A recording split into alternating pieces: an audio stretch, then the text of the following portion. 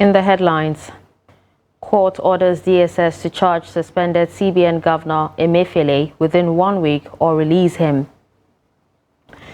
Tight security at temporary NYSC camp in Plateau ahead of orientation exercise. NCAA suspends domestic operations of Max Air indefinitely. And on the foreign scene, at least 6 people killed in deadly anti-government protests over hikes in Kenya. Hello and welcome to Trust News Update. I'm Darshan Hussaina Usman.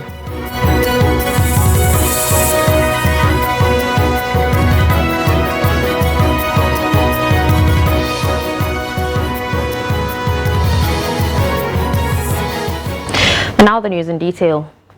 A Federal Capital Territory High Court in Abuja on Thursday ordered the Department of Security Service to charge the suspended governor of the Central Bank of Nigeria, Godwin Emefiele, within 1 week or release him on administrative bail.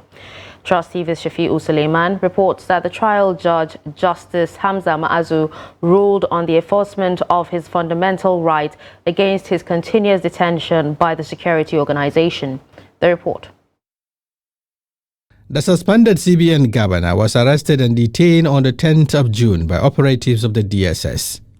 While the DSS argued that a detention order was obtained from an Abuja magistrate, Emefiele's lawyer countered that his arrest and detention without formal charge is a contravention of the law. Both parties argued on the jurisdiction of the court to entertain the matter. Ruling on the application of enforcement of fundamental right, Justice Hamza Muazu held that Section 46, subsection 1 of the Constitution empowered the FCT court to adjudicate on the matter. The judge held that it is unlawful for the DSS to continue to detain the suspended CBN governor while shopping for evidence, directing it to charge the applicant to release him on administrative bail. We expect him to be released on administrative bail today as we speak. We expect him to be released today in obedience of court order. I do not think that the president, who is a newly minted president of the Federal Republic of Nigeria, will like to start his administration with his organizations under him disobeying court orders. Though the respondents were not at hand to react to the ruling, counsel for Emefiele, Joseph Daudu SAN, appealed to the DSS to comply with the court order. The suspended CBN governor is being accused of committing crimes against the state. Shafi'u Suleiman, Trust TV News, Abuja. Following the relocation of the National Youth Service Corps camp from its permanent site in Mangu local government area to a temporary site located at Waye Foundation in Jos South Plateau State, security has been tightened around the temporary camp to ensure smooth conduct of orientation exercise billed to commence on Friday.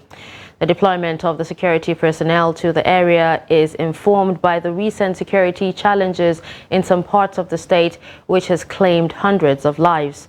Ado Musa completes the report. The NYSC in the state announced the relocation of the camp 5 days to the commencement of the orientation exercises for the Batch B Stream 1 co-members following security threat in Mangu, where the permanent site is located. Prospective co-members have started arriving the temporary camp for the orientation, with security personnel including soldiers and police stationed around the camp to ensure the safety of the co-members.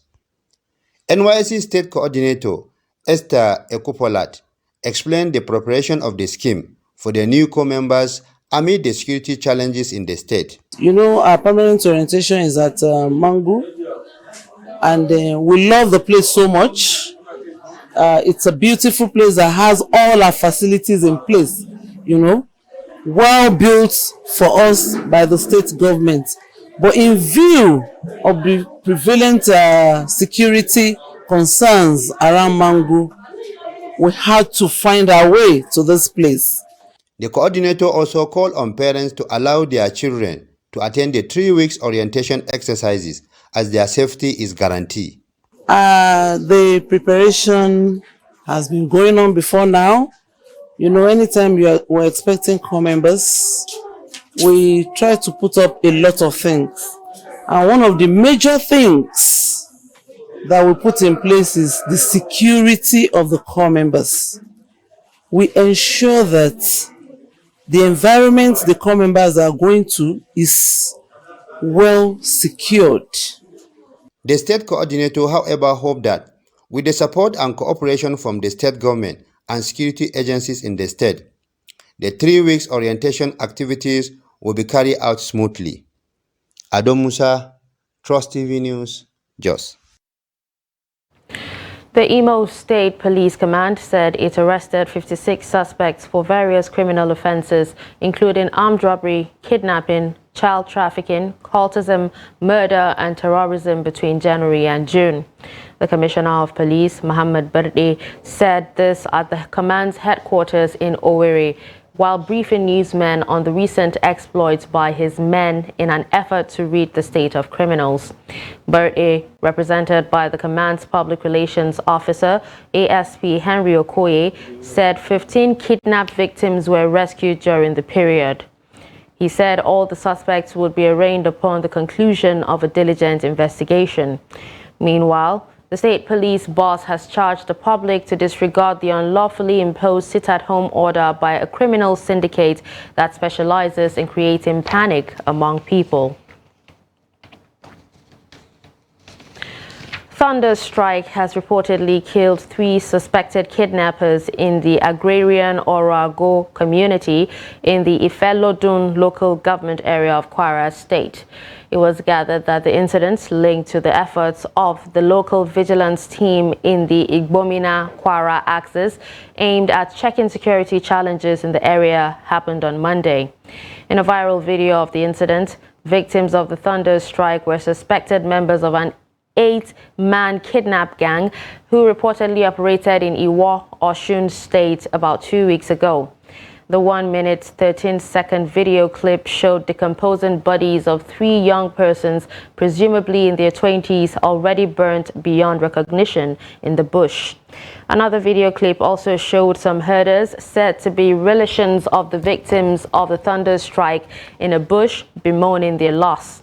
Speaking on the incident, the State Police Commissioner, Ebonoluwa Rotimi Adelesi, said that the command and its men had already commenced an investigation into the development. Zamfara State Governor Dauda Lawal Dare has commiserated with the Nigerian police force on the death of its officers in separate attacks in the state.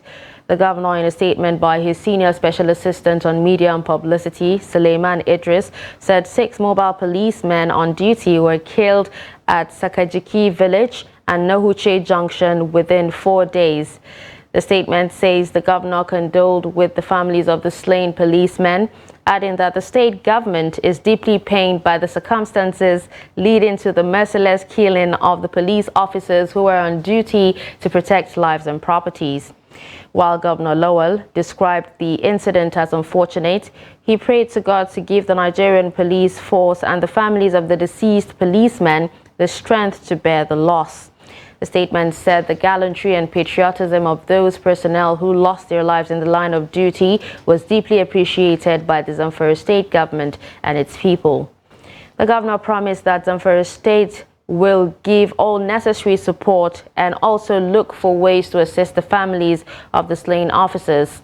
Governor Lowell reiterated that his administration will continue to support and work with the security agencies for peace to prevail in Zamfara State, even as he urges all the people to cooperate and support security agencies in the fight against banditry.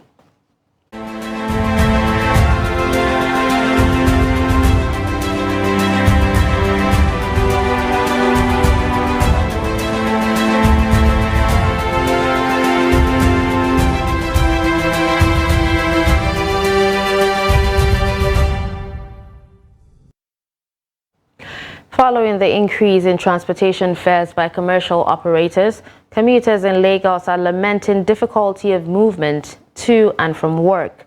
In this report, Victoria Tokolo visits motor parks and bus stops in parts of the state to find out how residents are coping with fuel subsidy removal. The report. Since the announcement by President Tinubu on May 29 that fuel subsidy is gone, life has not been the same as many filling stations increased their pump price across the country as commercial transport operators jerked up fares. At motor parks in Lagos State, many Lagos residents lament the high increase in transport fares, saying what they are spending as transport fares has doubled what they used to pay before now. Current removal of fuel subsidy, my transport fare now is ×2 and even ×3 of what it used to be before now. And then where I work, there's no increase in salary.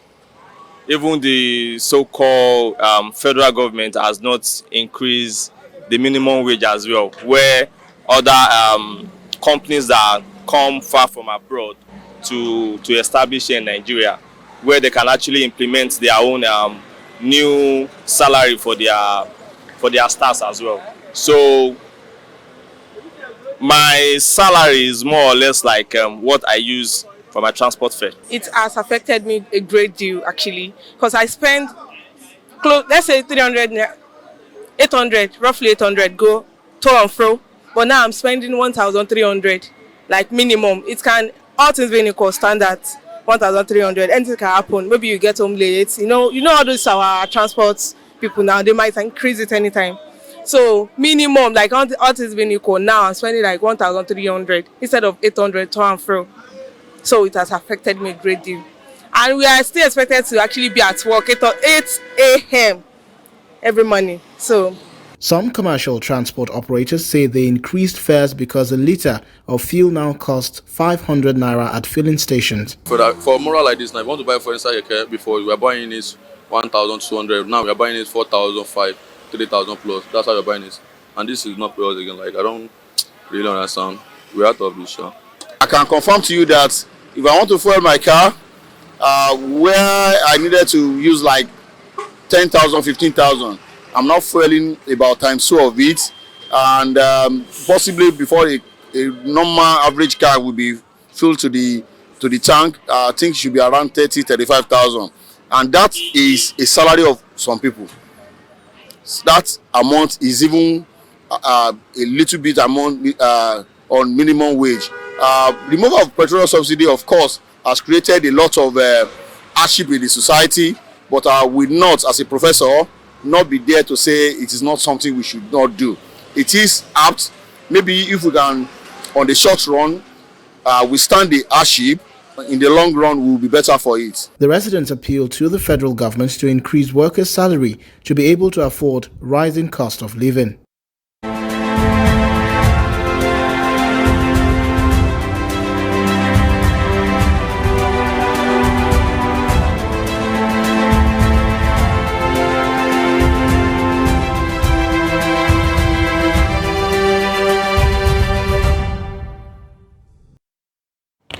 Federal Capital Territory High Court has restrained the Minister of the Federal Capital Territory and the Federal Capital Territory Authority from demolishing Trademore Estate at Lugbe, Abuja. Justice Zubairu Mohammed on Wednesday directed the parties and their agents in the matter to maintain the status quo over the planned demolition of the estate known as Plot 1981, Sabon Lugbe, Abuja, while the motion on notice is served on them. Others restrained are the Abuja Metropolitan Management Council and the Abuja Municipal Area Council.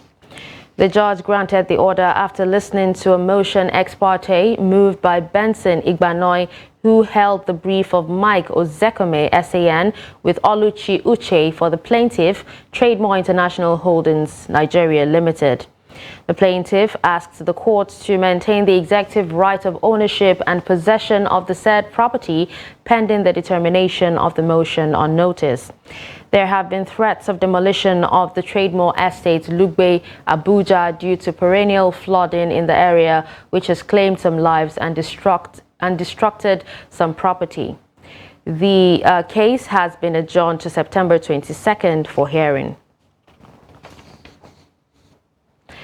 Nigeria Labour Congress has kicked against the 500 billion naira palliative proposed by President Bola Tinubu, saying it will not be enough to ease the hardship faced by workers due to the fuel subsidy removal. National Treasurer of the NLC, Hakeem Ambali, demanded a 300% salary increase to enable workers to cope with the harsh economic realities. Amber Lee suggested a minimum wage review of 300% to all workers, granting licenses to individuals for modular refineries to refine petrol locally, granting economic stimulus loans to SMEs at a 15% rate. Tinubu on Wednesday sought the approval of the House of Representatives for a 500 billion naira palliative to soften the effects of subsidy removal. In his letter to the House of Representatives on Wednesday, Tinubu proposed an amendment to the 2023 Supplementary Appropriation Act. The House is expected to hold plenary Thursday on the President's request. You're watching Trust News Update. Coming up after the break. Students work at construction sites to support academic pursuits. Do stay with us.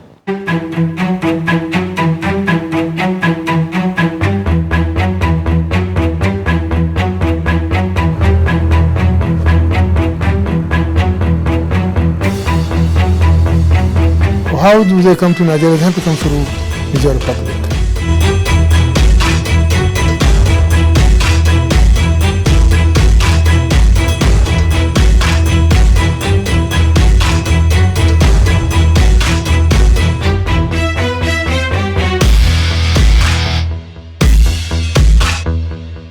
Welcome to News Hour on Trust TV. The coalition of northern groups, CNG, Petition followed consultations and meetings. Hello and welcome to the News Hour on Trust TV. I am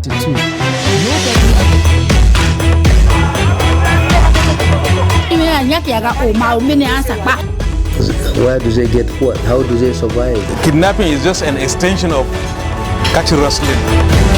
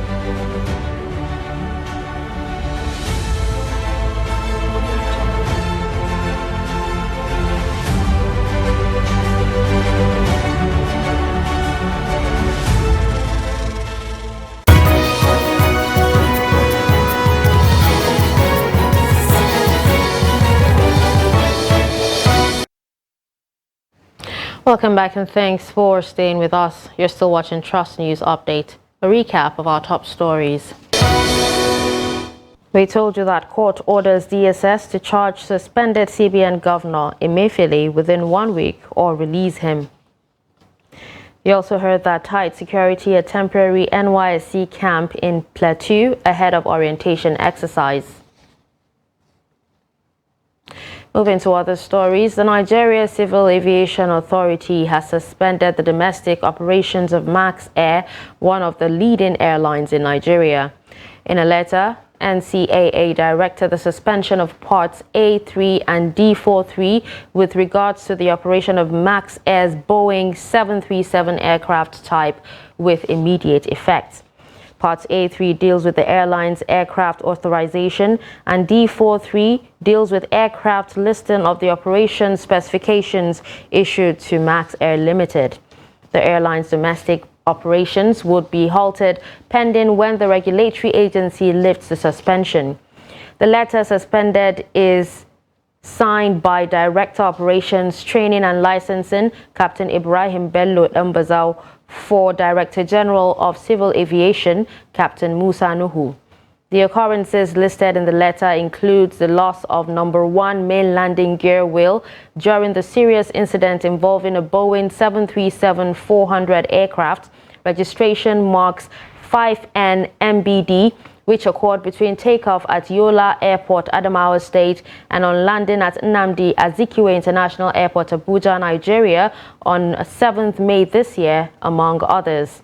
The NCAA said it had constituted a team of inspectors to conduct an audit of Max Air. Students of Plateau State University, Bokos, are engaging in the various construction activities going on campus in order to make earnings and support their academic activities. The students from the different departments and across different levels, male and female, are seen working at the construction sites. Some of them who spoke to Trust TV advised other colleagues who are not doing anything worthwhile during the holiday to join them rather than stay idle. Dixon Adama sent in this report as presented in our studio. After their semester vacation, some of the students decided to stay back and work on new facilities being constructed, as some said their families are not buoyant enough to support all their academic and other pressing needs.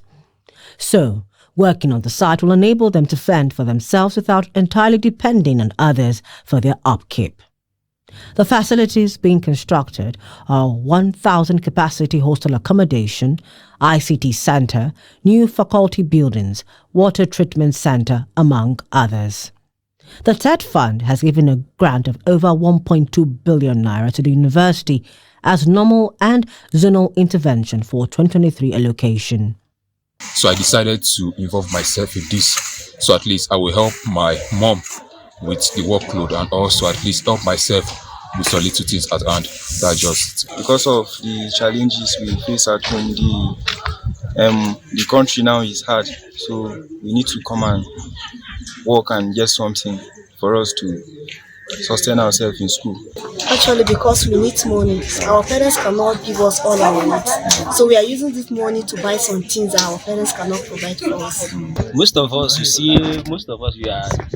we're the one paying our fees and maybe feeding ourselves here in school. And then, life is not actually easy, but you have to do it because you are aiming at somewhere. Reacting, the University Vice-Chancellor, Professor Bernard Mater, said though many of the students are working on site to earn money, others are, however, doing it as part of the entrepreneurship class, especially those in building department. He, however, said that regardless of the category, any student involved in the construction works still get stipends. So we have already set up the Entrepreneur Study Center. This Entrepreneur Study Center provides the students opportunity to study in the class and also go out and practicalize what they have learned. So we have introduced Department of Building already, which is a new program in the university. And it will interest you to know that the majority of our students are builders. So that's why students are on break. They decided to stay back so that they can now that skill they are learning from the class to practice. The Vice-Chancellor also explained that the institution will soon commence new programs as well as postgraduate programs with 4 additional faculties. Now, on the international scene, 6 people have been killed in clashes between Kenyan police and demonstrators protesting against tax hikes. A police official said officers killed 6 people and more than 10 others were taken to hospitals. The official said the 6 who were killed were shot for disrupting businesses. Opposition leader Raila Odinga has called for civil disobedience and weekly nationwide protests against President William Ruto's government and recent tax hikes and rising cost of living. Ruto, sworn in last September, has inherited an economy burdened by debt, inflation and weakening shilling.